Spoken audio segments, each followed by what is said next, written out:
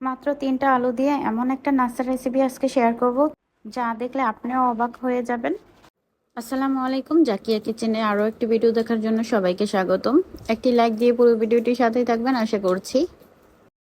মেহমান আসলে বা এমন মজাদার নাস্তা তৈরি করে দিলে সবাই খেয়ে প্রশংসা করবে, এমনকি যাওয়ার সময়ও বক্স পরে নিয়ে যাবে। প্রথমে আলুগুলো ভালোভাবে ধুয়ে নিয়েছি, একদম পাতলা পাতলা করে স্লাইস করে কেটে নেওয়ার জন্য। এখন ছিলকা ফেলে আমি আলুগুলো ভালোভাবে পরিষ্কার করে নিচ্ছি। তো দেখতে পাচ্ছেন আমি এখানে 3টা আলু নিয়েছি, নিয়ে ভালো করে পরিষ্কার পানি দিয়ে ধুয়ে কেটে নিচ্ছি।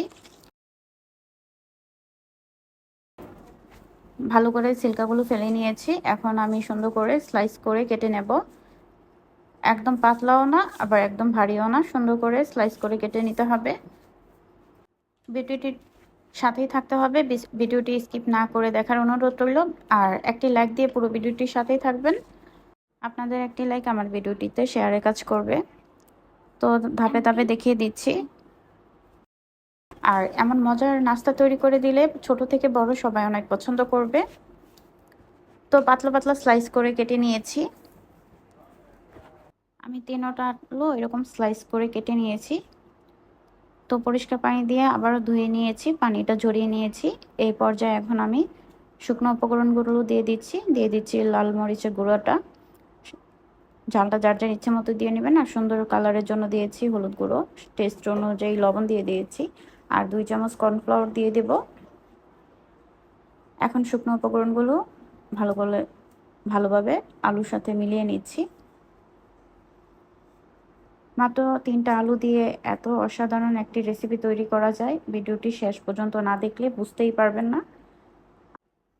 মেহমান আপ্যায়নের ক্ষেত্রে বা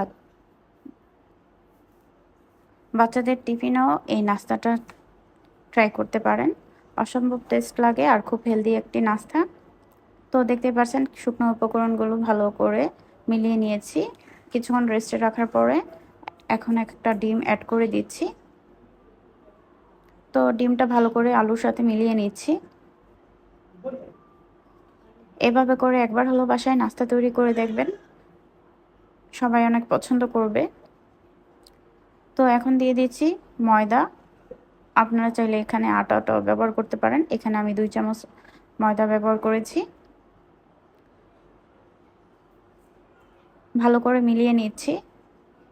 ময়দাটা ভালো করে মিলিয়ে নিয়েছি। তো এই পর্যায়ে চলে যাচ্ছি চুলায় একটা প্যান বসিয়ে দিয়েছি। অল্প একটু তেল দিয়ে তেলটা গরম করে নিয়ে তারপরে আমি আলুগুলো দিয়ে দিচ্ছি। তো এই নাস্তাটা একবার হলো বাসায় ট্রাই করে দেখবেন, খেতে অসম্ভব টেস্ট লাগে। মেয়োনিজ বা সসের সাথে পরিবেশন করতে পারেন। আর ছোট থেকে বড় সবাই অনেক পছন্দ করে খেয়ে নেবে। আর মেহমান আসলে এরকম নাস্তা তৈরি করে দিলে তারা বাড়ি খেয়ে বাটি ভরে নিয়ে যেতে চাইবে, এত মজা হয় এই নাস্তাগুলো। এমন একটা নাস্তা যা নাকি আপনার জিভে পানি চলে আসবে দেখেই। আমার এই নাস্তার রেসিপি আপনাদের কাছে কেমন লেগেছে অবশ্যই কমেন্টে জানাতে ভুলবেন না।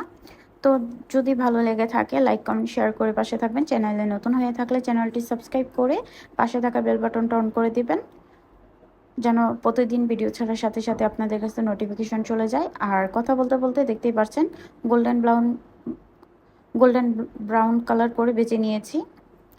তো মচমচে করে ভেজে নিয়েছি দেখতে পাচ্ছেন। এখন আমি পরিবেশন করে দেখিয়ে দিয়েছি। আর অসম্ভব টেস্ট লেগেছে এই নাস্তাটা, বাসায় একবার হলো ট্রাই করবেন। আজকে এই পর্যন্ত, সবাই ভালো থাকবেন, সুস্থ থাকবেন। আবারও নতুন কোনো ভিডিও নিয়ে হাজির হয়ে যাব। আল্লাহ হাফেজ।